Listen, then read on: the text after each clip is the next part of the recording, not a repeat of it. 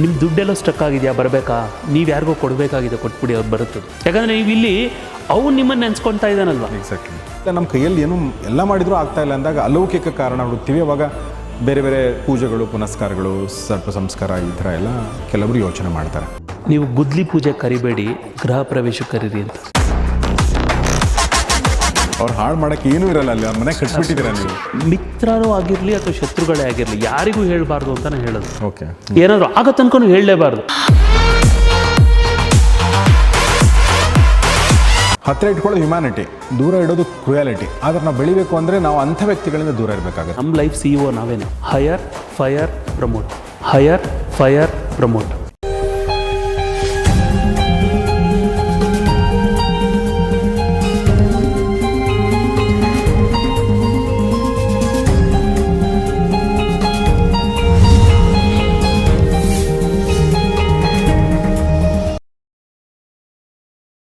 ಸ್ನೇಹಿತರೆ ನಮಸ್ಕಾರ.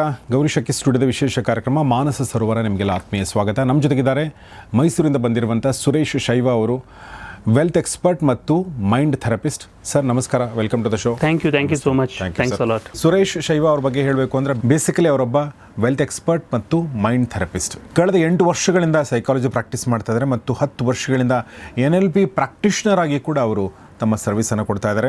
ಮತ್ತು ಕಳೆದ 6 ವರ್ಷಗಳಿಂದ ಮೈಸೂರಿನ ಪೊಲೀಸ್ ಅಕಾಡೆಮಿಯಲ್ಲಿ ಮತ್ತು ಪೊಲೀಸ್ ಟ್ರೈನಿಂಗ್ ಸ್ಕೂಲ್ನಲ್ಲಿ ಅವರು 5,000ಕ್ಕಿಂತ ಹೆಚ್ಚು ಆಫೀಸರ್ಗಳಿಗೆ, ಅಂದರೆ ಪೊಲೀಸ್ ಆಫೀಸರ್ಗಳಿಗೆ ಟ್ರೈನಿಂಗ್ ಕೊಟ್ಟಿದ್ದಾರೆ.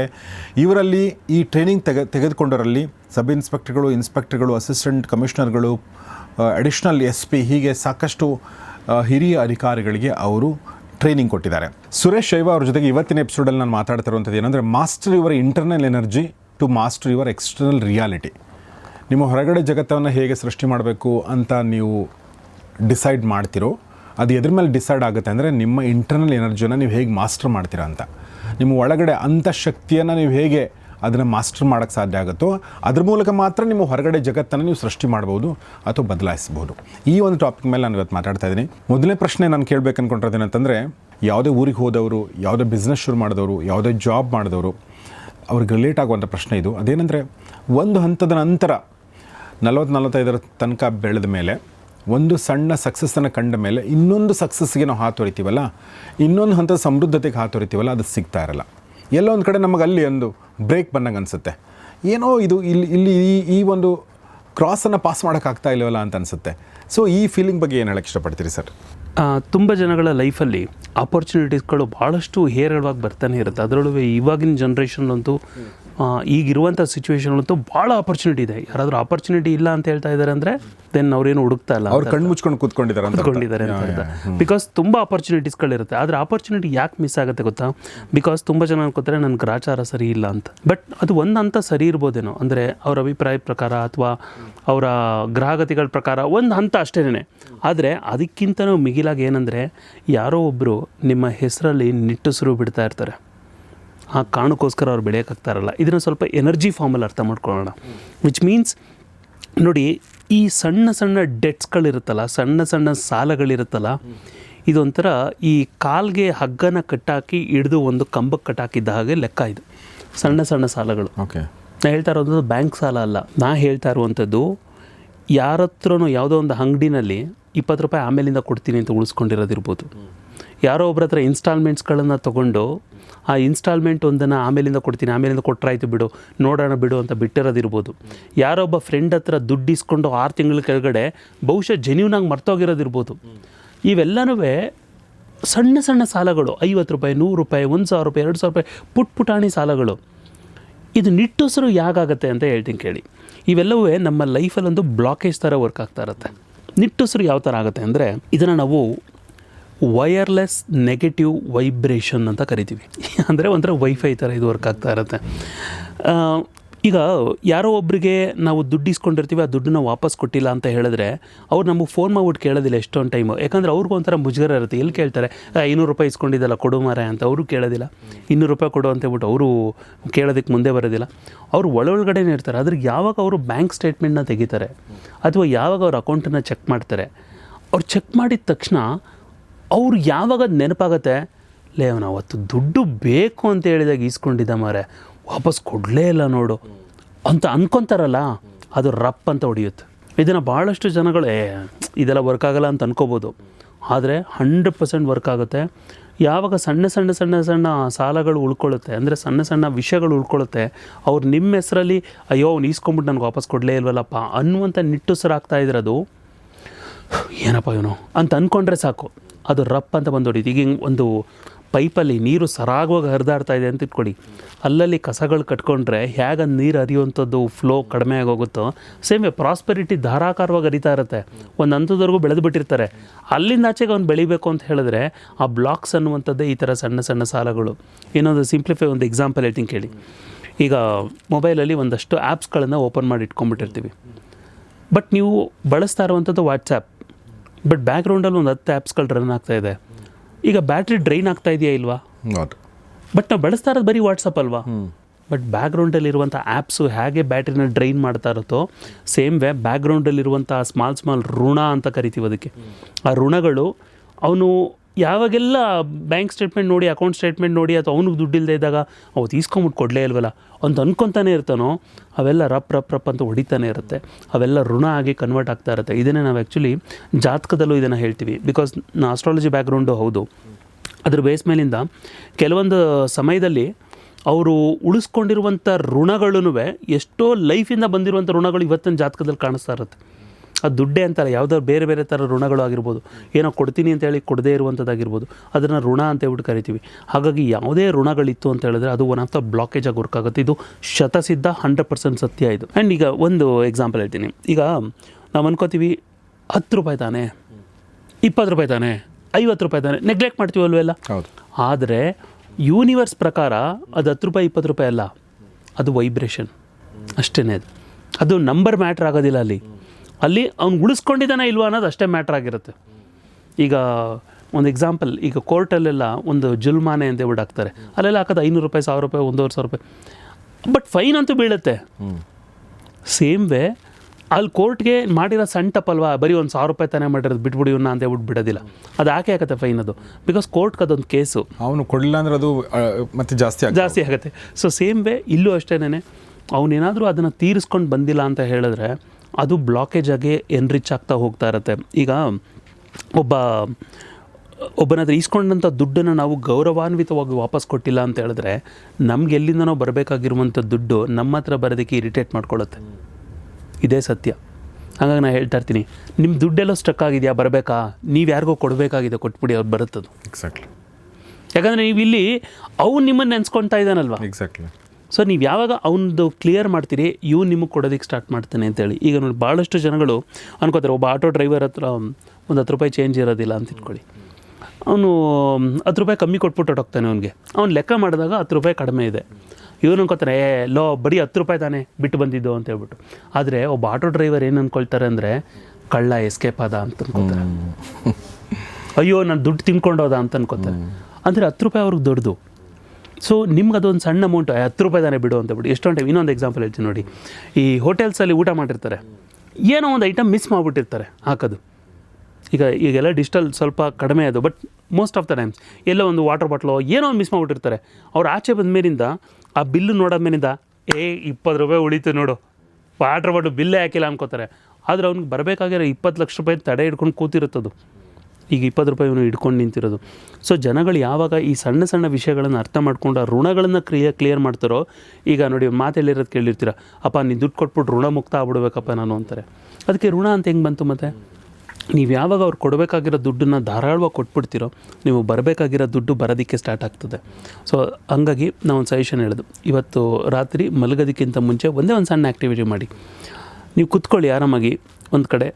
ಆ್ಯಂಡ್ ನಿಮ್ಮ ಫಾರ್ಮೆಟ್ ಬೇಕು ಅಂತ ಹೇಳಿದ್ರೆ sureshaiva.com/tools ಅಂತಿದೆ, ಒಂದು ಸಣ್ಣ ಆ್ಯಕ್ಟಿವಿಟಿ ಇದು. ಏನಂದರೆ ಋಣಭಾರ ಅಂತ ಇದೆ ಆ್ಯಕ್ಟಿವಿಟಿ. ಏನಂದರೆ ನೀವು ಯೋಚನೆ ಮಾಡಿ, ನೀವು ಒಂದು ದೇವ್ರಿಗೆ ಹರಕೆ ಹೊತ್ಕೊಂಡಿರ್ಬೋದು, ದೇವರೇನದನ್ನು ಕೇಳೋದಿಲ್ಲ, ಆದರೆ ನಿಮ್ಮ ಮನಸ್ಸಿನ ಸಬ್ಕಾನ್ಷಿಯಸ್ ಒಳಗಡೆ ಅಲ್ಲವತ್ತು ಹರಕೆ ಹೊತ್ಕೊಂಡಿದ್ದೆ ಮಾರ, ನೀನು ಇನ್ನೂ ತೀರಿಸಿಲ್ಲ ಅಂತ ಸಬ್ಕಾನ್ಷಿಯಸ್ ಹೇಳ್ತಾ ಇರ್ತದೆ, ಸಬ್ಕಾನ್ಷಿಯಸ್ ಟಾಂಟ್ ಮಾಡ್ತಾ ಇರುತ್ತೆ ಅವ್ನಿಗೆ. ಸೊ ಅವನು ಹರಕೆ ಹೊತ್ಕೊಂಡಿರ್ಬೋದು, ಯಾವುದನ್ನಾರು ಆ ಫಾರ್ಮೆಟ್ ಡೌನ್ಲೋಡ್ ಮಾಡ್ಕೊಳ್ಳಿ, ಋಣಭಾರ. ಅದರೊಳಗಡೆ ಬರೀರಿ, ನನ್ನ ಲೈಫಲ್ಲಿ ನಾನು ಯಾರ ಹತ್ರ ಏನು ಸಾಲ ಈಸ್ಕೊಂಡಿದ್ದೀನಿ, ಯಾರ್ದು ವಾಪಸ್ ಕೊಟ್ಟಿಲ್ಲ, ಎಷ್ಟು ನೆನಪಾಗುತ್ತೆ ಅಷ್ಟು ಬರೀರಿ. ನಾನು ಫಾರ್ಮೇಟ್ ಅಷ್ಟೇ ಈಸಿಯಾಗಿ ಹೋಗಂಗೆ ಮಾಡಿದ್ದೀನಿ, ಅದನ್ನ ಡೌನ್ಲೋಡ್ ಮಾಡ್ಕೊಂಬಿಟ್ಟು ಮಾಡ್ಬೋದು. ಏನಾದರೂ ನಿಮ್ಗೆ ಗೊತ್ತಾಯಿತು ಅಂತ ಇಟ್ಕೊಳ್ಳಿ, ಯಾರು ಕೊಡಬೇಕು ಅಂತ ಕೊಟ್ಬಿಡಿ. ಬೈ ಚಾನ್ಸ್ ಏನಾದ್ರು ಗೊತ್ತಾಗಿಲ್ವಾ, ಒಂದಷ್ಟು ದುಡ್ಡನ್ನ ದೇವ್ರ ಹುಂಡಿಗೆ ಹಾಕ್ಬಿಟ್ಟು ದೇವರೇನ ಇದನ್ನು ಯಾರು ಕೊಡಬೇಕಾಗಿತ್ತು ಅವ್ರಿಗೆ ವಾಪಸ್ ತಲುಪ್ಸಪ್ಪ ಅಂತನಾರು ಹೇಳಿ. ರಿಯಲಿ ಇದು ಮ್ಯಾಜಿಕ್ ಥರ ವರ್ಕ್ ಆಗುತ್ತೆ. ಆ್ಯಂಡ್ ನಾನು ಅದನ್ನೇ ಹೇಳಿದ್ದು, ನಿಮ್ಮ ಎಕ್ಸ್ಟರ್ನಲ್ ರಿಯಾಲಿಟಿ ಚೇಂಜ್ ಆಗಬೇಕಂದ್ರೆ ಇಂಟರ್ನಲ್ಲಿ ನಾವು ಎಷ್ಟು ಅದ್ಭುತವಾದ ನಡವಳಿಕೆನಲ್ಲಿದ್ದೀವಿ ಅನ್ನೋದು ಮ್ಯಾಟ್ರ್ ಆಗ್ತಾರೆ. ಭಾಳ ಚೆನ್ನಾಗಿ ಹೇಳಿದ್ರಿ ಸರ್. ನನಗೆ ಇದು ಗೊತ್ತಿಲ್ಲ ನೀವು ಹೇಳಿದ್ದು, ಬಟ್ ನಾನು ಕೆಲವೊಂದು ಸಲ ದುಡ್ಡು ಯಾರು ದುಡ್ಡು ಬರೋದಿದೆ ಅಂತ ಯೋಚನೆ ಮಾಡ್ತಿರ್ಬೇಕಾದ್ರೆ ನನಗೆ ಯಾವ್ದು ಕೊಡೋದೆ ಅಂತ ಕೊಟ್ಬಿಡ್ತೀನಿ ಫಸ್ಟು.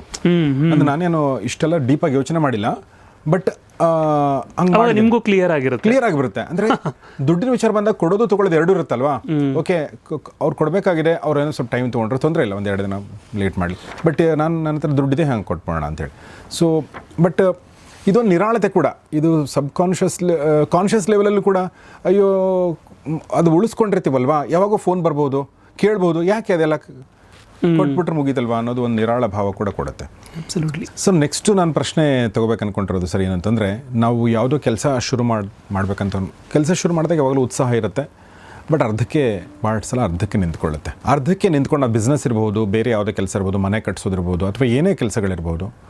ಸೊ ಅಲ್ಲಿ ಬರುವಂಥದ್ದು ಎರಡೇ ತಲೆಗೆ ಹೊಳೆಯುವಂಥದ್ದು. ಒಂದೇನೆಂದರೆ ಲೌಕಿಕವಾಗಿ ಏನಾದರೂ ಕಾರಣ ಇದೆಯಾ ಹಿಂಗೆ ಆಗೋದಕ್ಕೆ ಅನ್ನೋದು ಒಂದಾದರೆ, ಲೌಕಿಕ ಏನಾದರೂ ಇದ್ರೆ ಅದು ಸಾಲ್ವ್ ಮಾಡ್ತೀವಿ. ಲೌಕಿಕ ಇಲ್ಲ, ನಮ್ಮ ಕೈಯಲ್ಲಿ ಏನೂ ಎಲ್ಲ ಮಾಡಿದರೂ ಆಗ್ತಾಯಿಲ್ಲ ಅಂದಾಗ ಅಲೌಕಿಕ ಕಾರಣ ಹುಡುಕ್ತೀವಿ. ಅವಾಗ ಬೇರೆ ಬೇರೆ ಪೂಜೆಗಳು, ಪುನಸ್ಕಾರಗಳು, ಸರ್ಪ ಸಂಸ್ಕಾರ, ಈ ಥರ ಎಲ್ಲ ಕೆಲವರು ಯೋಚನೆ ಮಾಡ್ತಾರೆ. ಸೊ ಇಲ್ಲಿ ಬೇಸಿಕಲಿ ಏನು ಸಮಸ್ಯೆ ಆಗಿರುತ್ತೆ, ಈ ಥರ ಅರ್ಧಕ್ಕೆ ನಿಂತ್ಕೊಂಡಿರೋ ಕೆಲಸಗಳ ಹಿಂದೆ ಏನಾಗಿರುತ್ತೆ ಸರ್?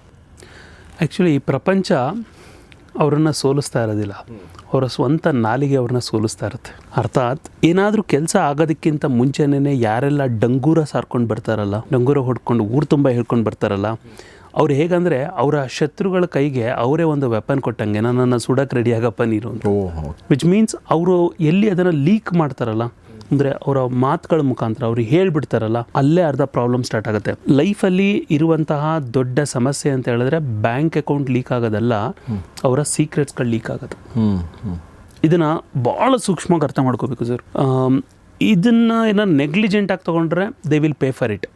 ಬಟ್ ಇದನ್ನೇನಾದರೂ ಪ್ರಾಪರಾಗಿ ಅರ್ಥ ಮಾಡಿಕೊಂಡು ಇದು ಇಂಪ್ಲಿಮೆಂಟ್ ಮಾಡೋಕ್ಕೆ ಟ್ರೈ ಮಾಡಿದ್ರೆ ಅವ್ರು ಏನನ್ನು ಸ್ಟಾರ್ಟ್ ಮಾಡಿರ್ತಾರೆ ಅದನ್ನು ಎಂಡ್ ಮಾಡೋದಕ್ಕೆ ಚಾನ್ಸಸ್ಸು ತುಂಬ ಜಾಸ್ತಿ ಆಗುತ್ತೆ. ನೋಡಿ, ಯಾವಾಗಲಾದ್ರೂ ಅವ್ರಿಗೆ ಬಂದಂಥ ಒಂದು ಐಡಿಯಾ ಬಂದಿರುತ್ತೆ, ಆ ಐಡಿಯಾನ ಬೇರೆಯವ್ರ ಹತ್ರ ಹೋಗ್ಬಿಟ್ಟು ಅವರು ಶೇರ್ ಮಾಡ್ತಾರೆ ಅಂತ ಇಟ್ಕೊಳ್ಳಿ. ಅಂದರೆ ಏನೋ ಒಂದು ಎಕ್ಸೈಟ್ಮೆಂಟ್ ಇರುತ್ತೆ ಅವ್ರ ಒಳಗಡೆಯಿಂದ, ಅದನ್ನು ತೊಗೊಂಡೋಗ್ಬಿಟ್ಟು ಬೇರೆ ಯಾರ ಹತ್ರನೋ ಹೇಳಿದ್ರು ಅಂತ ಇಟ್ಕೊಳ್ಳಿ. ಆ ಟೈಮಲ್ಲಿ ಅವ್ರಿಗೊಂಥರ ಮೈಂಡ್ ಒಳಗಡೆ ಒಂದು ಕಿಕ್ ಸಿಗುತ್ತೆ, ಅದನ್ನು ಡೋಪಮಿನ್ ಅಂತ ಹೇಳ್ಬಿಟ್ಟು ನಾವು ಹೇಳ್ತೀವಿ, ಅವರು ಅದನ್ನು ಅಪ್ರಿಷಿಯೇಟ್ ಮಾಡ್ತಾರೆ. Super super. ಅದು ಒಬ್ರಿಗೆ ಹೇಳಲ್ಲ, ಮತ್ತೊಂದು 4 ಜನರಿಗೆ ಹೇಳ್ತೀವಿ ಅಲ್ವಾ. ಅವಾಗ ಏನಂದರೆ ಡೋಪಮಿನ್ ಅಂತ ಕರಿತೀವಿ, ಅದಕ್ಕೆ ಹ್ಯಾಪಿ ಹಾರ್ಮೋನ್ ಅಂತೇಳಿ ಸೈಕಾಲಜಿನಲ್ಲಿ. ಅದೊಂದು ಸಿಗುತ್ತೆ. ಅದಾದ ತಕ್ಷಣ ಒಂದು 4-6 ಜನಕ್ಕೆ ಅದನ್ನು ವಾಪಸ್ ರಿಪೀಟೇಷನ್ ಆಗಿ ಹೇಳ್ಕೊಂಡು ಬರೋದಕ್ಕೆ ಸ್ಟಾರ್ಟ್ ಮಾಡ್ತಾನೆ. ಫಸ್ಟ್ ಒಬ್ಬರಿಂದ ಸ್ಟಾರ್ಟ್ ಆಗುತ್ತೆ, ಆಮೇಲೆ ಇದೆಲ್ಲ ಹೋಗುತ್ತದೋ 4 ಜನಕ್ಕೆ ಹೋಗುತ್ತೆ. ಬಿಕಾಸ್ ಅಪ್ರಿಸಿಯೇಷನ್ ಬೇಕು ಎಲ್ಲರ ಕಡೆಯಿಂದನೂ. ಸೊ ಅದಾದಮೇಲಿಂದ ಆ ಜೋಶನ್ನು ಅಬ್ಸರ್ವ್ ಮಾಡಿದ್ರೆ ಅದು ಮೊದಲಿದ್ದಷ್ಟು ಹೀಟ್ ಇರೋದಿಲ್ಲ, ಅದು ತಣ್ಣಕ್ಕಾಗೋಗಿರುತ್ತೆ. ಅವ್ರ ಮೇಲೆ ಅವರಿಗೆ ಡೌಟ್ ಶುರು ಆಗೋದಕ್ಕೆ ಸ್ಟಾರ್ಟ್ ಆಗೋಗುತ್ತೆ. That's why I say this, ನೀವು ಅದನ್ನು ಶೇರಿಂಗ್ ಅನ್ಕೋತೀರ ಅಷ್ಟೇ. ಅಂದರೆ ಓಕೆ, ನಾನು ಯಾರ ಹತ್ರನೂ ಹೇಳಿದ್ನಪ್ಪ, ಅವ್ರಿಗೆ ನಾನು ತುಂಬ ಆತ್ಮೀಯವನು, ಅದಕ್ಕೋಸ್ಕರ ಹೇಳಿದೆ ಅಂತ ಸೀಕ್ರೆಟ್ಸ್ಗಳನ್ನ ಹೇಳ್ಕೊಂಡು ಬರ್ತೀರಿ. ಬಟ್ ಸಮಸ್ಯೆ ಏನಾಗುತ್ತೆ ಅಂತ ಹೇಳಿದ್ರೆ, ಆ ಇನ್ಫಾರ್ಮೇಷನ್ ಇದೆಯಲ್ಲ ಅದು ನಿಮ್ಮ ಎಗೇನ್ಸ್ಟ್ ವರ್ಕ್ ಆಗೋದಕ್ಕೆ ಸ್ಟಾರ್ಟ್ ಆಗುತ್ತೆ. ಹಾಗಾಗಿ ಯುದ್ಧದಲ್ಲಿ ಯಾವಾಗಲೂ ಸೀಕ್ರೆಟ್ ಅನ್ನೋಂಥದ್ದು ಅಮ್ಯುನೇಷನ್ ಇದ್ದಾಗ, ಅಂದರೆ ಯುದ್ಧ ಸಾಮಗ್ರಿ ಇದ್ದಾಗೆ. ನಿಮ್ಮ ಹತ್ರ ಯಾವ್ಯಾವ ವೆಪನ್ಸ್ಗಳಿದೆ ಅಂತ ಹೇಳ್ಬಿಟ್ಟು ಮೊದಲೇ ಅವ್ರಿಗೆಲ್ಲ ಹೇಳಿಬಿಟ್ರೆ ನನ್ನ ಹತ್ರ ಇಂತಿಂದವೆ, ಅವನು ಅದಕ್ಕೆ ತಕ್ಕಾಗೆ ಪ್ರಿಪೇರ್ ಆಗ್ತಾನೆ ಅವನು. ಕರೆಕ್ಟ್. ಸೊ ಎಲ್ಲವನ್ನ ಅವರು ಪೂರ್ಣ ಪ್ರಮಾಣದಲ್ಲಿ ಹೇಳುವಂಥ ಅವಶ್ಯಕತೆ. ಮಿತ್ರರಿಗೆ ಹೇಳಿರ್ತೀವಲ್ಲ ಸರ್, ಮಿತ್ರರು ಆಗಿರಲಿ ಅಥವಾ ಶತ್ರುಗಳೇ ಆಗಿರಲಿ, ಯಾರಿಗೂ ಹೇಳಬಾರ್ದು ಅಂತಲೇ ಹೇಳೋದು. ಓಕೆ, ಏನಾದರೂ ಆಗೋ ತನಕ ಹೇಳಲೇಬಾರ್ದು. ಈಗ ಅವನಿಂದ ಏನೋ ಆಗಬೇಕಾಗಿತ್ತು, ಅದಕ್ಕೆ ಅವಾಗ ಹೇಳಿ. ಈಗ ಒಬ್ರು ಪ್ರೊಡ್ಯೂಸರ್ ಹತ್ರ ಹೋಗ್ಬಿಟ್ಟು ನಾನು ಕತೆ ಹೇಳಲ್ಲ ಸರ್ ನಿಮಗೆ, ನೀವು ಬರೀ ಫಂಡ್ ಮಾಡಿ, ನಾನು ಹೇಳಿದಾರಲ್ಲಿ ಸೀಕ್ರೆಟ್ ಹೇಳ್ಕೊಡ್ಬೇಡ ಅಂತ. ಹಂಗಾಗಲ್ಲ. ನಾನು ಹೇಳ್ತಾರೆ ಅವರಿಂದ ಅದಕ್ಕೆ ಪಾರ್ಟಿಸಿಪೇಷನ್ ಇದ್ರೆ ಬೇರೆ. ಬಟ್ ನಾ ಹೇಳ್ತಾ ಇರೋದು ನಾನ್ ಪಾರ್ಟಿಸಿಪೆಂಟ್ಸ್ಗಳಿಗೆ. ಸೊ ಸೇಮ್ ವೇ ಈಗ ನೋಡಿ, ಸೈಕಾಲಜಿನಲ್ಲಿ ಇದಕ್ಕೆ ಸೋಷಿಯಲ್ ರಿಯಾಲಿಟಿ ಅಂತ ಹೇಳ್ಬಿಟ್ಟು ಕರೀತಾರೆ. ಅಂದರೆ ನೀವು ನಿಮ್ಮ ಗುರಿನ ಅನೌನ್ಸ್ ಮಾಡಿದ ತಕ್ಷಣ ಸೈಕಾಲಜಿ ಪ್ರಕಾರ ಆಗುವಂಥದ್ದು, ನೀವು ಗುರಿನ ಅಚೀವ್ ಮಾಡಿದಾಗ ಏನು ಫೀಲಿಂಗ್ ಬರಬೇಕಾಗಿತ್ತೋ ಅದು ನಿಮ್ಗೆ ಮೊದಲೇ ಬಂದ್ಬಿಟ್ಟಿರುತ್ತೆ. ಸೊ ಅವಾಗ ಏನಂತ ಹೇಳಿದ್ರೆ ಅದು ನಿಮ್ಗೆ ಅಚೀವ್ ಮಾಡೋದಕ್ಕೆ ಬಿಡೋದಿಲ್ಲ. ಅವಾಗ ಜನಗಳು ಅನ್ಕೋತಾರೆ ನಾನು ಸರ್ಪ ಸಂಸ್ಕಾರ ಮಾಡಿಸಿದ್ರೆ ಸರಿ ಹೋಗುತ್ತೆ ಅಂತ. ಪಾಪ ಅವರೆಲ್ಲ ಕಡೆ ಹೋಗ್ಬಿಟ್ಟು ಸರ್ಪ ಸಂಸ್ಕಾರಗಳೆಲ್ಲ ಮಾಡಿಸ್ತಾರೆ, ಅಂದ್ರೂ ಲೈಫ್ ಸರಿ ಹೋಗೋದಿಲ್ಲ. ಬಿಕಾಸ್ ಯಾಕಂತ ಹೇಳಿದ್ರೆ ಅವ್ರೇನಾರು ಆಗೋಕ್ಕೆ ಮುಂಚೆ 40 ಜನದ ಹತ್ರ ಅದನ್ನು ಊರು ತುಂಬ ಹೇಳ್ಕೊಂಡು ಬಂದಿರ್ತಾರೆ. ಸೊ ನಿಮ್ಮ ಬಗ್ಗೆ ಎಷ್ಟು ಕಮ್ಮಿ ಗೊತ್ತಿರುತ್ತೋ ಅಷ್ಟು ಜನಗಳಿಂದ ಎಸ್ಕೇಪ್ ಈಸಿಯಾಗಿ ಆಗ್ಬೋದು. ಹಾಗಾಗಿ ಸನ್ಜು ಅಂತ ಹೇಳ್ಬಿಟ್ಟು ಒಬ್ಬರಿದ್ದಾರೆ, ಅವರೊಂದು ಬ್ಯೂಟಿಫುಲ್ ಮಾತು ಹೇಳ್ತಾರೆ. ಸನ್ಜು. ಸನ್ಜು ಓಕೆ. ಓಕೆ, ಅವರೊಬ್ಬರು ರೈಟರ್ ಸ್ಟ್ರಾಟಜಿಸ್ಟ್, ಅವರೊಂದು ಮಾತು ಹೇಳ್ತಾರೆ ಏನಂದರೆ, ಹೊಡೆಯೋ ಟೈಮ್ ಬರೋವರೆಗೂ ನಿನ್ನ ಗಾಯ ತೋರಿಸ್ಬೇಡ ಅಂತ. ಓಕೆ. ಸೊ ಅಂದರೆ ಈಗ ಬೆಳಿಗ್ಗೆ ಎದ್ದ ತಕ್ಷಣ ನ್ಯೂಸ್ ಚಾನಲಲ್ಲಿ ಒಬ್ಬ ಸೋಲ್ಜರು ಅಥವಾ ಒಬ್ಬ ಸೋಲ್ಜರ್ ಹೆಡ್ ಬಂದು ಕೂತ್ಕೊಂಡ್ಬಿಟ್ಟು ನಾಳೆ ನಾವು ಇಂಥ ಜಾಗದಲ್ಲಿ ಹೀಗೆ ಅಟ್ಯಾಕ್ ಮಾಡ್ತೀವಿ, ನಾವು ಹಿಂಗೆ ಇದಿದೆ ವೆಪನ್ಸ್ಗಳಿಂದ ಅಟ್ಯಾಕ್ ಮಾಡ್ತೀವಿ, ಇಂತಿಂಥ ಜಾಗಕ್ಕೆ ಹೋಗ್ಬಿಟ್ಟು ಹೊಡಿತೀವಿ ಅಂತ ಹೇಳ್ಬಿಟ್ಟು ಹೇಳಿದ್ರೆ ಆಪೋಸಿಟಲ್ಲಿರೋನಿಗೆ ಈಸಿಯಾಗಿ ಇನ್ಫಾರ್ಮೇಷನ್ಸ್ಗಳು ಲೀಕ್ ಆದಂಗೆ ಅರ್ಥ, ಮತ್ತು ಅವನಿಗೆ ಇನ್ನೊಂದು ಸ್ವಲ್ಪ ಅಟ್ಯಾಕ್ ಮಾಡಲಿಕ್ಕೆ ಹೆಲ್ಪ್ ಮಾಡ್ದಂಗೆ ಆಗೋಗಿರುತ್ತೆ. ಸೊ ದಟ್ಸ್ ವೈ ನಾವೆಷ್ಟು a closed mouth fish will never get caught ಅಂತ. ಬಾಯಿ ಮುಚ್ಕೊಂಡಿರೋ ಮೀನು ಯಾವತ್ತೂ ಸಿಗಾಕೊಳ್ಳಲ್ಲ, ಬಾಯಿ ಬಿಟ್ಕೊಂಡು ಹೋದಾಗಲೇ ಸಿಗಾಕೊಳ್ಳೋದು. ಸೊ ಯಾವಾಗ ಅವನು ಊರು ತುಂಬ ಸಾರ್ಕೊಂಬರ್ತಾನೆ, ಯಾವಾಗ ಅದೊಂಥರ ಜೋಶ್ ಒಳಗಡೆ ಇರುವಂಥದ್ದೆಲ್ಲ ಫುಲ್ ತಣ್ಣಗಾಗೋದಕ್ಕೆ ಸ್ಟಾರ್ಟ್ ಆಗೋಗುತ್ತೆ. ಸೊ ನಾ ಹೇಳೋದು ಜನಗಳಿಗೆ, ನಿಮ್ಮ ಮೈಂಡ್ ಸೆಟ್ಟನ್ನು ಚೇಂಜ್ ಮಾಡ್ಕೊಳ್ಳಿ and don't go to anybody. ಯಾರ ಹತ್ರನೂ ಹೇಳಿ ನಿಮ್ಮ ಸೀಕ್ರೆಟು ಅದು ವೆಪನ್ ಆಗಿರಬೇಕು, ಅದು ಯಾರ್ದೋ ಒಬ್ಬರ ಚೀಪ್ ಚಪ್ಪಾಳೆಗೋಸ್ಕರ ಅದು ರಿವೀಲ್ ಆಗಿರಬಾರ್ದು. ಎಕ್ಸಾಕ್ಟ್ಲಿ. ಆಗ ಹೇಳ್ಕೊಂಡು ಬಂದ ತಕ್ಷಣ ಏನಾಗುತ್ತೆ, ನಿಮ್ಮ ಒಳಗಡೆ ನಿಮಗೆ ಡೌಟ್ ಶುರು ಆಗುತ್ತೆ.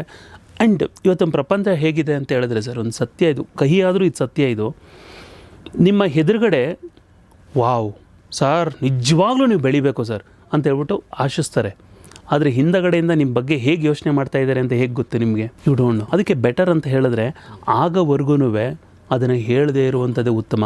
ಅದಕ್ಕೊಂದು ಫೇವ್ರೇಟ್ ಮಾತಿದೆ, ನೀವು ಗುದ್ಲಿ ಪೂಜೆ ಕರಿಬೇಡಿ, ಗೃಹ ಪ್ರವೇಶ ಕರೀರಿ. ಎಕ್ಸಾಕ್ಟ್ಲಿ. ಭಾಳ ಒಳ್ಳೆ ಪಾಯಿಂಟ್ ಹೇಳಿದರು ಸುರೇಶ್ ಸರು. ಗುದ್ಲಿ ಪೂಜೆ ಕರಿಬೇಡಿ, ಗೃಹ ಪ್ರವೇಶ ಕರ್ರಿ. ಗೃಹ ಪ್ರವೇಶಕ್ಕೆ ಬಂದವ್ರಿಗೆ ಮತ್ತೆ ಏನು ಅಲ್ಲಿ ಚೇಂಜ್ ಮಾಡೋಂಥ ಅವಕಾಶಗಳಿರಲ್ಲ.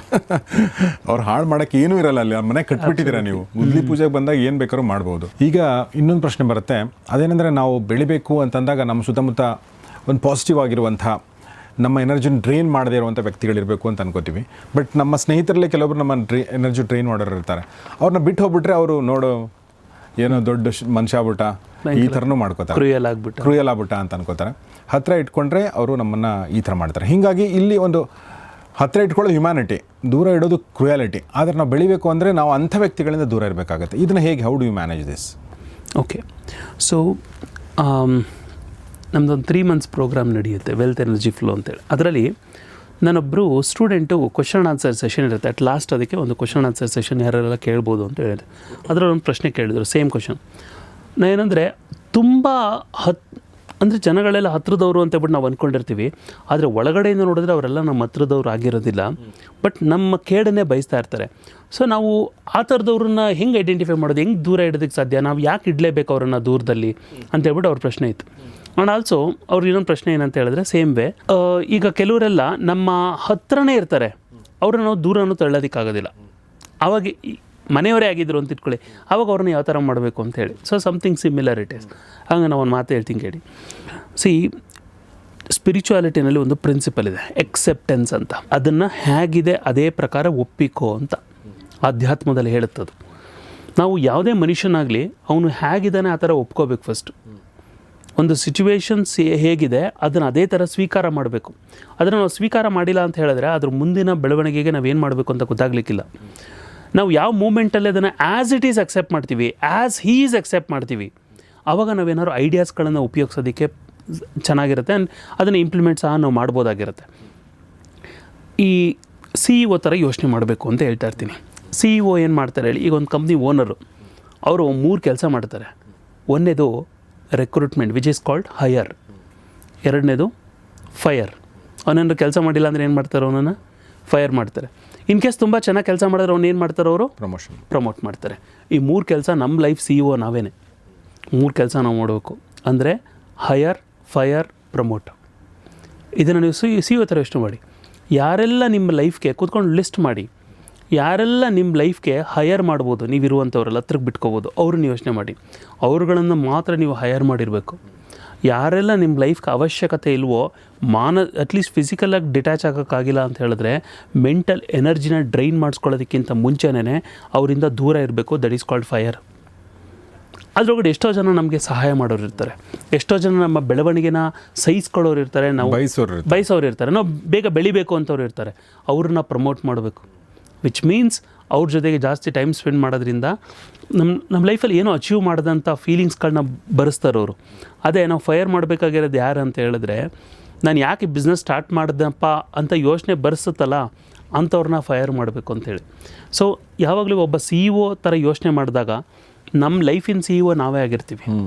ನಮ್ಮ ಕಂಪ್ನಿ ಓನರ್ ಅಂದರೆ ಒಂದು ಕಂಪ್ನಿಗೆ ಒಬ್ಬ ಓನರೇ ಆಗಿರ್ತಾನೆ, ಆದರೆ ನಮ್ಮ ಲೈಫಿಗೆ ನಾವೇ ಓನರ್ ಈಗ ಪ್ರೆಸೆಂಟ್ ಮೂಮೆಂಟಲ್ಲಿ.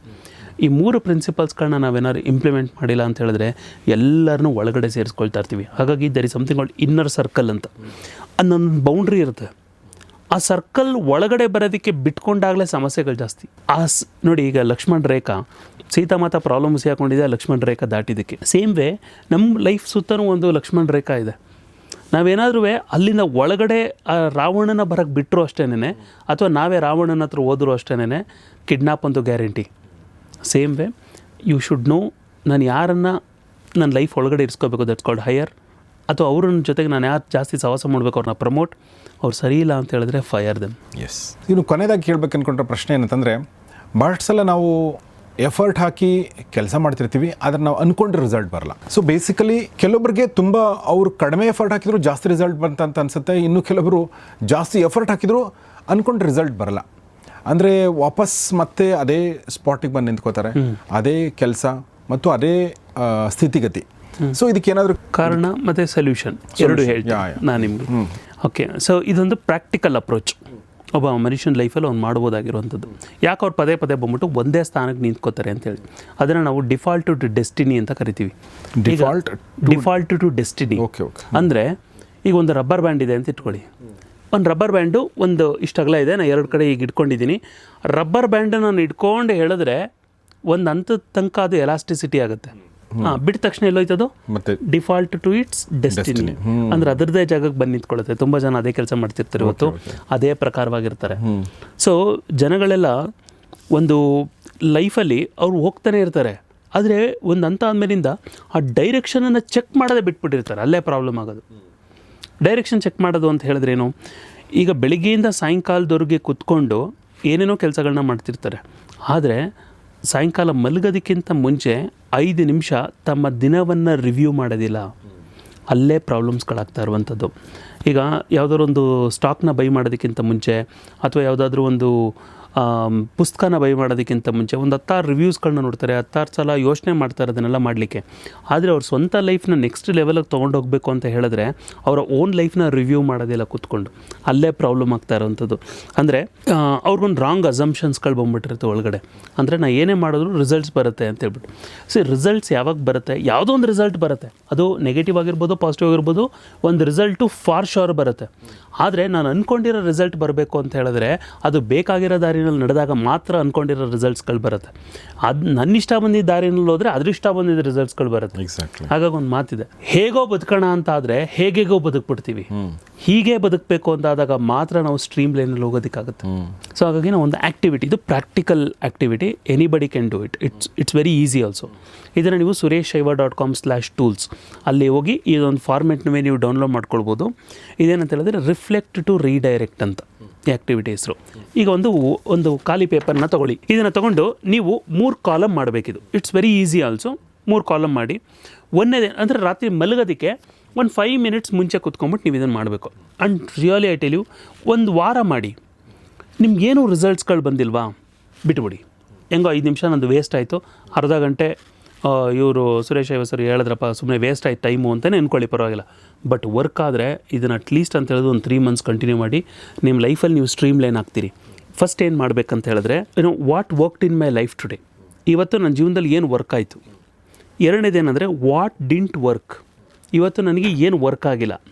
ಆ್ಯಂಡ್ ಇದರೊಳಗಡೆ tomorrow what will I do to make it better ಅಥವಾ ಟು ವರ್ಕ್ ಇಟ್ ಬೆಟರ್. ಈ ಥರ 3 ಕಾಲಮ್ ಮಾಡ್ಕೋಬೇಕು. ಅಂದರೆ ನಾನಿವತ್ತು ಏನು ಕೆಲಸ ಮಾಡಿದ್ದೀನಿ, ಇದು ನನಗೇನು ವರ್ಕ್ ಆಗಿಲ್ಲ, ಇದ್ರ ಪಕ್ಕದಲ್ಲಿ ನನಗೆ ಏನಕ್ಕೆ ವರ್ಕ್ ಆಗಿಲ್ಲ ಅದು ಅಂತ ಹೇಳ್ಬಿಟ್ಟು. 3ನೇದು, ನಾನು ಇವತ್ತೇನೋ ಒಂದು ಕೆಲಸ ಮಾಡ್ತೀನಿ, ಅದು ನಾಳೆ ನನಗೆ ರಿಸಲ್ಟನ್ನು ಬೆಟರಾಗಿ ರಿಸಲ್ಟನ್ನು ಕೊಡಬೇಕು. ಈ 3 ಕಾಲಮನ್ನು ಹಾಕೊಂಡ್ಬಿಟ್ಟು ಮಾಡಿ. ಸೊ ಇದನ್ನು ಮಾಡಬೇಕಾದ್ರೆ ಒಂದು 5 ನಿಮಿಷ ತಲೆ ಕೆಡುತ್ತೆ, ಅಯ್ಯೋ ಇದೇನು ಮಾಡಿದೆ ಬೆಳಿಗ್ಗೆಯಿಂದ ಅಂತ ಹೇಳ್ಬಿಟ್ಟು. ಮೊದಲನೇ ದಿನ ಹಂಗೆ ಅನಿಸುತ್ತೆ. ಆದರೆ 2ನೇ ದಿನ ಸ್ವಲ್ಪ ಯೋಚನೆ, ಐಡಿಯಾಸ್ಗಳು ಬರುತ್ತೆ. ನಾನು ಬೆಳಿಗ್ಗೆಯಿಂದ ಅದು ಮಾಡಿದೆ, ಅದು ವರ್ಕ್ ಆಗಿಲ್ಲ, ನನಗೆ ಇದು ವರ್ಕ್ ಆಗಿಲ್ಲ, ಈ ಥರ ಆಗಿಲ್ಲ ಅಂತೇಳ್ಬಿಟ್ಟು ಐಡಿಯಾಸ್ಗಳು ಬರುತ್ತೆ. ಸೊ ನೀವು ಯಾವಾಗ ಅದನ್ನು ಐಡೆಂಟಿಫೈ ಮಾಡ್ತೀರಿ, ನಿಮ್ಮ ಮನಸ್ಸು ಏನನ್ನು ಕಲ್ತ್ಕೊಳ್ಳುತ್ತೆ ಅಂತೇಳ್ಬಿಟ್ಟು ಹೇಳ್ತೀನಿ ಕೇಳಿ. ಸೈಕಾಲಜಿ ಪ್ರಕಾರ ನಾನು ಹಿಪ್ನೋಥೆರಪಿಸ್ಟ್ ಹೌದು. ಅದ್ರ ಪ್ರಕಾರ ಏನಂದರೆ, ನಾವು ಯಾರು ಟ್ರಾನ್ಸ್ ಸ್ಟೇಟಿಗೆ ಕಳಿಸ್ದಾಗ, ಹಿಪ್ನಾಟಿಕ್ ಸ್ಟೇಟಿಗೆ ಕಳಿಸ್ದಾಗ, ಯಾರೋ ಒಬ್ಬನಿಗೆ ಎಡಗಡೆ ಭುಜ ನೋವಿತ್ತು ಅಂತ ಇಟ್ಕೊಳ್ಳಿ. ಅವನ್ನ ನಾನು ಟ್ರಾನ್ಸ್ ಸ್ಟೇಟಿಗೆ ಕಳಿಸಾಗ ಅವನೆಲ್ಲೋ ಪಾಸ್ಟ್ ಲೈಫಲ್ಲಿ ಎಲ್ಲೋ ಒಂದು ಕಡೆ ಜಾಗದಲ್ಲಿ ಬಿದ್ದು ಅಲ್ಲಿ ಸತ್ತು ಹೋಗಿದ್ದ. ಆ ಸಬ್ಕಾನ್ಷಿಯಸ್ ಲೇಯರ್ ಮೆಮೊರಿ ಇನ್ನೂ ಉಳ್ಕೊಂಡು ಬಂದಿತ್ತು. ಅವ್ನಿಗೆ ಇವತ್ತಿನ ಲೆಕ್ಕದಲ್ಲಿ ಅವ್ನು ಡಾಕ್ಟರ್ ಸ್ಕ್ಯಾನ್ ಮಾಡಿಸ್ದ ಅಂದ್ರೂ ಅದು ಪ್ರಾಬ್ಲಮ್ ಸಾಲ್ವ್ ಆಗಿಲ್ಲ. ಬಟ್ ಸ್ಟಿಲ್ ಅವನಿಗೆ ಪೇಯ್ನ್ ಇದೆ. ಆದರೆ ನಾನು ಆ ಹಿಪ್ನಾಟಿಕ್ ಸ್ಟೇಟಲ್ಲಿ ಇಟ್ಟಾಗ ಆ ಸಿಚುವೇಷನಲ್ಲಿ ಅವನಿಗೆ ನಾನು ಆ ಘಟನೆ ತೋರಿಸ್ತೀನಿ ಅಂತ ಇಟ್ಕೊಳ್ಳಿ. ಅಂದರೆ ನೀನು ಯಾಕೆ ನೀನು ಸತ್ತೆಯಪ್ಪ, ನೀನು ಸತ್ತಾಗ ಏನಾಯಿತು, ಅಥವಾ ಒಂದು ಸಣ್ಣ ವಯಸ್ಸಲ್ಲಿ ಬಿದ್ದೆ ಆಗಿರ್ಬೋದು, ಅದು ಮೆಮೊರಿ ಉಳ್ಕೊಂಬಿಟ್ಟಿರುತ್ತೆ. ನಿಂದು ಇವಾಗಂದಲ್ಲ ಇದು ಆ್ಯಕ್ಚುಲಿ ಪ್ರಾಬ್ಲಮ್ಮು, ಇದು ಮೈಂಡ್ ಲೇಯರಲ್ಲಿದೆ ಅಂತ ನಾನು ಅದಕ್ಕೆ ಗಮನಕ್ಕೆ ತಂದುಕೊಟ್ರೆ ಸಾಕಷ್ಟೆ. ಅದನ್ನು ಸರಿ ಮಾಡೋ ಅವಶ್ಯಕತೆ ಇಲ್ಲ. ಮನಸ್ಸು ಎಷ್ಟು ಕೇಪಬಲ್ ಆಗಿದೆ ಅಂತ ಹೇಳಿದ್ರೆ ಅದು ಗಮನಕ್ಕೆ ತಂದುಕೊಟ್ರೆ ಆಟೋಮೆಟಿಕ್ಕಾಗಿ ಒಂದು ಪೇಯ್ನ್ಸ್ ರೆಡ್ಯೂಸ್ ಆಗೋಗುತ್ತೆ. ಸೊ ಸೇಮ್ ವೇ ಇಲ್ಲೂ ನಾವು ಮಾಡ್ತಾ ಇರುವಂಥದ್ದು ಏನಂದರೆ, ನಾವೇನು ಮಿಸ್ಟೇಕ್ ಮಾಡ್ತಾಯಿದ್ದೀವಿ ಅಂತ ಮನಸ್ಸಿನ ಗಮನಕ್ಕೆ ತಂದು ಕೊಡ್ತಾ ಇದ್ದೀವಿ ಅಷ್ಟೇ. ಯಾವಾಗ ನೀವು ನನ್ನ ಲೈಫಲ್ಲಿ ಇವತ್ತೇನು ವರ್ಕ್ ಆಯಿತು, ಇವತ್ತೇನು ವರ್ಕ್ ಆಗಲಿಲ್ಲ, ಇದು ವರ್ಕ್ ಆಗೋಕ್ಕೆ ನಾಳೆ ನಾನು ಏನು ಮಾಡ್ತೀನಿ, ಈ 3 ಕಾಲಮ್ ಹಾಕ್ಕೊಂಡು ನೀವು ಒಂದು ವಾರ ಪ್ರಾಕ್ಟೀಸ್ ಮಾಡಿದ್ರೆ ಯೋಚನೆ ಬರುತ್ತೆ, ನಾನು ಇದು ಯಾಕೆ ಮಾಡಲಿಲ್ಲ ಅಂಥೇಳಿ, ಇಷ್ಟೊಂದು ಸಣ್ಣ ವಿಷಯ ಅಲ್ವಾ ಇದು, ಇದನ್ನ ಯಾಕೆ ಮಾಡಲಿಲ್ಲ ಅಂತ ಹೇಳಿ ಅದ್ರ ಬಗ್ಗೆ ಆ್ಯಕ್ಷನ್ ಓರಿಯೆಂಟೆಡ್ ಆಗಿ ಮೈಂಡ್ ಯೋಚನೆ ಮಾಡುತ್ತೆ. ಆದರೆ ನಾವು ಯಾವಾಗ ಒಂದು 5 ನಿಮಿಷ ನಮ್ಮ ಜೀವನನ ರಿವ್ಯೂ ಮಾಡಲ್ಲ ಪರ್ ಡೇ ಕೂತ್ಕೊಂಡು, ನಾವು ಹೋದ ತಕ್ಷಣ ಊಟ ಮಾಡೋಕ್ಕೂ ರಪ್ ಅಂತ ಹೇಳ್ಬಿಟ್ಟು ಮಲ್ಕೊಡ್ಬೇಕು ಅಂತ ಹೇಳ್ಬಿಟ್ಟು, ಇಲ್ಲಾಂದರೆ ಇನ್ಸ್ಟಾಗ್ರಾಮ್ ಚಲಾಯಿಸಬೇಕು ಅಂತ ಹೇಳ್ಬಿಟ್ಟು ಏನಾದ್ರು ಇತ್ತು ಅಂದರೆ ಮೈಂಡಲ್ಲಿ, ಅವ್ರ ಲೈಫ್ ಟೈಮ್ ಫುಲ್ಲು ನಡೀತಾ ಇರೋ ದಾರಿನಲ್ಲಿ ನಡೀತಾ ಇರ್ತಾರೆ. ಮೇ ಬಿ ಅವ್ರು ಒಂದು ಹಂತಕ್ಕೆ ರೀಚ್ ಆಗಿರ್ಬೋದು, ಯಾರು ಗೊತ್ತೋ ಅವ್ರ ಪೊಟೆನ್ಸಿ ಅದಕ್ಕಿಂತ ಜಾಸ್ತಿ ಇರ್ಬೋದು. ಅಲ್ಲಿಂದ ನೆಕ್ಸ್ಟ್ ಲೆವೆಲ್ಗೆ ರೀಚ್ ಆಗಬೇಕಂದ್ರೆ ಡಿಫಾಲ್ಟ್ ಟು ದೇರ್ ಡೆಸ್ಟಿನಿಗೆ ಬರಬಾರ್ದು ಅಂತ ಹೇಳಿದ್ರೆ ಅದನ್ನು ರಿಫ್ಲೆಕ್ಟ್ ಟು ರೀಡೈರೆಕ್ಟ್ ಅಂತ ಕರಿತೀವಿ. ಅದನ್ನು ನೋಡಬೇಕು ಸ್ವಲ್ಪ ಏನಾಗ್ತಾಯಿದೆ ಅಂತೇಳಿ. ಒಂದು ಸಣ್ಣ ಎಕ್ಸಾಂಪಲ್ ಹೇಳ್ತೀನಿ. ನಾವೆಲ್ಲ ಕಾರ್ ಡ್ರೈವ್ ಮಾಡ್ತಿರ್ತೀವಿ. ಕಾರ್ ಡ್ರೈವ್ ಮಾಡಬೇಕಾದ್ರೆ, ಈಗ ಮೈಸೂರು ಟು ಬ್ಯಾಂಗ್ಳೂರು ಎಕ್ಸ್ಪ್ರೆಸ್ ಹೈವೇನಲ್ಲಿ ಹೋಗ್ತಾ ಇರಬೇಕಾದ್ರೆ, ನಾವು ಹಿಂದಗಡೆ ಬರುವಂಥ ವೆಹಿಕಲ್ಸ್ ರೆಫರೆನ್ಸ್ ಗೊತ್ತಿಲ್ಲದೆ ನಾನು ಎಡಗಡೆ ಬಲಗಡೆ ತಿರ್ಗ್ಸೋಕ್ಕಾಗಲ್ಲ ಕಾರಣ. ಹಾಗಾಗಿ ನಾನು ಲೆಫ್ಟ್ ರೇರ್ ಮಿರರು ಮತ್ತು right rear mirror, centre rear ಮಿರರ್ನ ಅವಾಗವಾಗ ನೋಡ್ತಾನೆ ಇರ್ತೀನಿ. ಸೊ ಈ ರೇರ್ ಮಿರರ್ನ ನೋಡೋದು ಅದನ್ನೇ ನೋಡ್ಕೊಂಡು ಹೋಗೋದಕ್ಕೂ ಅಲ್ಲ, ಅದನ್ನ ನೋಡೋದು ರೆಫರೆನ್ಸ್ಗೋಸ್ಕರ ಅಷ್ಟೇ. ಇದನ್ನು ಹೇಳಿದ್ದು ರಿಫ್ಲೆಕ್ಟ್ ಟು ರೀಡೈರೆಕ್ಟ್. ಸೊ ನಾನು ವಾಪಸ್ ಈ ಕಡೆ ನಾನು ರೈಟ್ ಸೈಡ್ಗೆ ಹೋಗ್ಬೇಕು ಅಂದರೆ right side I should be clear, ಯಾವುದು ಬರ್ತಾ ಇಲ್ಲಪ್ಪ ಅಂತ. ಅದನ್ನೇ ಆ ಮೂಮೆಂಟಲ್ಲಿ ನಾನು ಯಾವಾಗ ಅದನ್ನು ರೆಫರೆನ್ಸಾಗಿ ತೊಗೊಳ್ತೀರಿ ಆ ರೇರ್ ಮಿರರ್ಸ್ನ, ಲೈಫಲ್ಲಿ ಇದು ಅಷ್ಟೇ. ನಾನು ಯಾವಾಗ ಕೂತ್ಕೊಂಡು ಯೋಚನೆ ಮಾಡ್ತೀನಿ, ಯಾವಾಗ ಕೂತ್ಕೊಂಡು ಬರಿತೀನಿ, ನನ್ನ ಲೈಫಲ್ಲಿ ಏನು ವರ್ಕ್ ಆಗ್ತಾಯಿದೆ ಅಂದರೆ ಇವತ್ತು ಯಾವುದು ವರ್ಕ್ ಆಯಿತು, ಯಾವುದು ವರ್ಕ್ ಆಗಲಿಲ್ಲ, ಇದು ವರ್ಕ್ ಆಗಬೇಕಂದ್ರೆ ನಾನು ಏನು ಮಾಡಬೇಕು. ಇಷ್ಟೇ ಸಿಂಪಲ್ ಆ್ಯಕ್ಟಿವಿಟಿ, ವಂಡರ್ಫುಲ್ ಆಗಿರುವಂಥ ರಿಸಲ್ಟ್ಸ್ಗಳು ಬರುತ್ತೆ. ಸೊ ಆಮೇಲೆ ಬರ್ತಾ ನೀವು ಏನು ವರ್ಕ್ ಆಗಿಲ್ಲ ಅನ್ನೋದು ಕಡಿಮೆ ಆಗ್ತಾ ಹೋಗುತ್ತೆ ನನ್ನ ಪ್ರಕಾರ. ಅಬ್ಸಲ್ಯೂಟ್ಲಿ. ಯಾಕಂದರೆ ನಿಮ್ಗೆ ಏನು ವರ್ಕ್ ಆಗಿಲ್ಲ ಅನ್ನೋದು ಗೊತ್ತಾದ ಮೇಲೆ ನೀವು ಅದನ್ನು ಮಾಡೋಕ್ಕೆ ಹೋಗಲ್ಲ. ಸೊ ಅಲ್ವಾ, ಸಿಂಪಲ್. ನಾಳೆ ಅದನ್ನು ಮಾಡೋಕ್ಕೆ ಹೋಗಲ್ಲ ನೀವು. ನಾಳೆ ಏನು ವರ್ಕ್ ಆಗುತ್ತೆ ಅದನ್ನು ಮಾತ್ರ ಮಾಡ್ತೀರಾ. ಹೊಸದು ಯಾವುದೋ ಮತ್ತೆ ವರ್ಕ್ ಆಗ್ತಿರೋ ಅದನ್ನು ಮತ್ತೆ ನೀವು ಸಬ್ಕಾನ್ಷಿಯಸ್ ತುಂಬ ಚೆನ್ನಾಗಿ ಟ್ರೈನ್ ಆಗುತ್ತೆ ಅದರಿಂದ. So and it gives a lot of results, good results. Yes. So Suresh ಸೇವಾ ಅವ್ರಿಗೆ ಕೊನೆಯದಾಗಿ ನಿಮ್ಮನ್ನು ನೇರವಾಗಿ ಕಲಿಬೇಕು ಅಂದರೆ ಏನೆಲ್ಲ ಕಲಿಸ್ತೀರಾ ನೀವು ಮತ್ತು ಏನೆಲ್ಲ ಕೋರ್ಸ್ಗಳಿದೆ? ಸೊ ನಮ್ಮದು ಆ್ಯಕ್ಚುಲಿ ಯಾವುದೋ ಕೋರ್ಸ್ ಅಂತ ಇಲ್ಲ, ನಮ್ದು ಏನಿದು ಮೇನ್ ಪ್ರೋಗ್ರಾಮ್ಸು ಅಂದರೆ ಲೈವ್ ಪ್ರೋಗ್ರಾಮ್ಸ್ ಇರುತ್ತೆ. ನಮ್ಮದು 3 months ಪ್ರೋಗ್ರಾಮ್ ಇರುತ್ತೆ. ಅದು ವೆಲ್ತ್ ಎನರ್ಜಿ ಫ್ಲೋ ಅಂತ ಹೇಳಿ ಆಲ್ರೆಡಿ 1,3,400 ಜನ ಇದ್ದಾರೆ ನನ್ನ ಸ್ಟೂಡೆಂಟ್ಸ್ಗಳು ಇಂಟರ್ನಲ್ ನಮ್ಮ ಇದರೊಳಗಡೆ. ಆ್ಯಂಡ್ ಎವ್ರಿ ವೀಕ್ ಇರುತ್ತೆ ಆ ಸೆಷನ್. ಅದರೊಳಗಡೆ ಬರೋರಿಗೆ ನಾನು ಫಿನಾನ್ಸೇ ಟೀಚ್ ಮಾಡೋದೇ ಆಯಿತು ಅಂತ ಹೇಳಿದ್ರೆ, ಇನ್ಕ್ಲೂಡಿಂಗ್ ಪೊಲೀಸ್ ಡಿಪಾರ್ಟ್ಮೆಂಟಲ್ಲೂ ನಾನು ಫಿನಾನ್ಸ್ ಟೀಚ್ ಮಾಡ್ತೀನಿ ಮತ್ತು ಕ್ರಿಮಿನಾಲಜಿಗೆ ಸಂಬಂಧಪಟ್ಟಿದ್ದಲ್ಲಿ ಟೀಚ್ ಮಾಡ್ತೀನಿ. ಬಟ್ ಈ ಸೆಷನಲ್ಲಿ ವೆಲ್ತ್ ಎನರ್ಜಿ ಫ್ಲೋನಲ್ಲಿ ನಾನು ಟೀಚ್ ಮಾಡೋದೇ ಮೇಯ್ನಾಗಿ ಫಿನಾನ್ಸ್. ಆದರೆ ನಾನು ಯಾವಾಗಲೂ ಹೇಳೋದು 20% ಅಷ್ಟೇ ನಿಮಗೆ ಫಿನಾನ್ಸ್, ಇನ್ನು 80% ನಿಮ್ಮ ಮೈಂಡ್ ಸೆಟ್ ಮತ್ತು ನಿಮ್ಮ ಹೈಯರ್ ಸ್ಪಿರಿಚುವಲ್ ಕನೆಕ್ಟ್. ಅಂದರೆ ಮೇಲ್ಗಡೆ ನಮಗಿಂತ ಮೀರಿದೊಂದು ಶಕ್ತಿ ಇದೆ, ಅದ್ರ ಜೊತೆ ಕನೆಕ್ಟ್ ಆಗಬೇಕು. ಯಾವಾಗ ನಮ್ಮ ಮನಸ್ಥಿತಿ ಸರಿ ಇರುತ್ತೆ, ಮೇಲ್ಗಡೆ ಇರುವಂಥ ಭಗವಂತನ ಆಶೀರ್ವಾದ ಇರುತ್ತೆ, ನೀವೇನಾದರೂ ಟಚ್ ಮಾಡಿ ಅದು ಗೋಲ್ಡ್ ಆಗಿ ಟರ್ನ್ ಆಗುತ್ತೆ. ಅದೇ ಪ್ರಕಾರ ನಿಮ್ಮ ಮೈಂಡ್ ಸೆಟ್ ಸರಿ ಹೋಯಿತು ಮತ್ತು ನಮ್ಮ ಸ್ಪಿರಿಚುವಲ್ ಕನೆಕ್ಷನ್ ಚೆನ್ನಾಗಿತ್ತು ಅಂತ ಹೇಳಿದ್ರೆ ಫಿನಾನ್ಸ್ ಆಟೋಮೆಟಿಕಲ್ ಆಗುತ್ತೆ. ಸೊ ಹಾಗಾಗಿ ಇದರದ್ದು ಇಂಟಿಗ್ರಲ್ ಕಾಂಬಿನೇಷನ್ ಅಂದರೆ ಇಡೀ ಪ್ರಪಂಚದಲ್ಲೇ ಫಸ್ಟ್ ಟೈಮ್ ನಾನು ಈ ಮಾಡ್ಯೂಲ್ ಡೆವಲಪ್ ಮಾಡಿರೋದು. ಆ್ಯಂಡ್ ನನ್ನೆಲ್ಲ ಸ್ಟೂಡೆಂಟ್ಸ್ಗಳದ್ದು ಫೀಡ್ಬ್ಯಾಕ್ ಇದೌದು, ಅವ್ರು ಇಡೀ ಜನ್ಮದಲ್ಲೇ ಅವ್ರು ಕಲಿದಾಗಿರೋ ಕಾನ್ಸೆಪ್ಟ್ಸ್ಗಳನ್ನು ಫಸ್ಟ್ ಟೈಮ್ ಅವ್ರು ಈ ಕಮ್ಯುನಿಟಿಗೆ ಬಂದಾಗ ಕಲಿತಾರೆ. ಇದು 3 months ಇರುತ್ತೆ. ಆ್ಯಂಡ್ ಎವ್ರಿ ವೀಕ್ ಅದು ಲೈವ್ ಸೆಷನ್ ನಡೀತಾ ಇರುತ್ತೆ. ಇದರಲ್ಲಿ ಫಿನಾನ್ಸ್ ಟೀಚ್ ಮಾಡ್ತೀವಿ ಆ್ಯಂಡ್ ಮೈಂಡ್ ರಿಲೇಟೆಡನ್ನು ಟೀಚ್ ಮಾಡ್ತೀನಿ. And basically spiritual connection, law of attraction, ಇದ್ರ ಬಗ್ಗೆ ಈವರೆಗೆ ನಮಗೆ ತುಂಬ ಅದ್ಭುತವಾದ ಇನ್ವ್ಯಾಲ್ಯೂಬಲ್ ಲೆಸನ್ಗಳನ್ನ, ನಮ್ಮ ಜೀವನಕ್ಕೆ ಬೇಕಾದ ಪ್ರಾಕ್ಟಿಕಲ್ ಅಪ್ರೋಚ್ ಇರುವಂಥ ಲೆಸನ್ಗಳನ್ನ ಹೇಳ್ಕೊಟ್ಟಂಥ, ಇದು ಕೇವಲ ಫೈನಾನ್ಸ್ ಕೂಡ ಅಲ್ಲ, ಇದು ಕೇವಲ ಜೀವನ ಅಲ್ಲ, ಇದು ಕೇವಲ ದೇವರಲ್ಲ, ಇದೆಲ್ಲವೂ ಸೇರಿರುವಂಥ ಒಂದು ಪ್ರೋಗ್ರಾಮ್ ಅಂತ ನನಗನ್ಸುತ್ತೆ. ಬೇಸಿಕಲಿ ಬರೀ ಶ್ರೀಮಂತರಾಗೋರು ಹೇಗೆ ಅನ್ನೋದನ್ನು ಕಲಿಸುವಂಥ ಸುಮಾರು ವ್ಯಕ್ತಿಗಳು, ಕೋರ್ಸ್ಗಳು, ಪ್ರೋಗ್ರಾಮ್ಗಳು ಸಿಗ್ಬೋದು. ಆದರೆ ನೆಮ್ಮದಿಯಿಂದ ಶ್ರೀಮಂತರಾಗೋದು ಹೇಗೆ, ಅಥವಾ ಶ್ರೀಮಂತಿಕೆಯನ್ನು ಪಡ್ಕೊಂಡು ಕೂಡ ನೆಮ್ಮದಿಯಿಂದ ಇರೋದು ಹೇಗೆ ಅನ್ನೋದನ್ನು ಪ್ರಾಯಶಃ ಸುರೇಶ್ ಶೈವ್ ಅವರು ನಮಗೆ ಕಲಿಸುವಂಥ ಮೊದಲ ವ್ಯಕ್ತಿ ಅಂತ ಅನ್ನಿಸ್ತಾ ಇದ್ದಾರೆ. ಸೊ ತುಂಬ ಧನ್ಯವಾದ ಸರ್, ನಮ್ಮ ಜೊತೆಗೆ ಇಷ್ಟೊತ್ತು ಮಾತಾಡಿ. Thank you so much. Thanks a lot. Thank you for inviting me. Thank you very much sir. So Suresh Shaiv ಅವರ ಪ್ರೋಗ್ರಾಮ್ಗಳಿಗೆ ಎನ್ರೋಲ್ ಮಾಡ್ಕೋಬೇಕು, ರಿಜಿಸ್ಟರ್ ಮಾಡ್ಕೋಬೇಕಂದ್ರೆ ಅವರ ಲಿಂಕ್ ಡಿಸ್ಕ್ರಿಪ್ಷನಲ್ಲಿರುತ್ತೆ, ಆಸಕ್ತರು ಅವ್ರನ್ನ ಸಂಪರ್ಕಿಸಿ ಅಂತ ಹೇಳ್ತಾ ಇವತ್ತಿನ ಈ ಎಪಿಸೋಡ್ ಮುಗಿಸ್ತಾ ಇದ್ದೀನಿ. ನೋಡ್ತಾ ಇರಿ ಗೌರಿಶಕ್ತಿ ಸ್ಟುಡಿಯೋ, ನೋಡ್ತಾ ಇರಿ ಮಾನಸ ಸರೋವರ ಕಾರ್ಯಕ್ರಮ, ಮತ್ತು ದಯವಿಟ್ಟು ಎಲ್ಲರಿಗೂ ಶೇರ್ ಮಾಡಿ. ನಮಸ್ಕಾರ.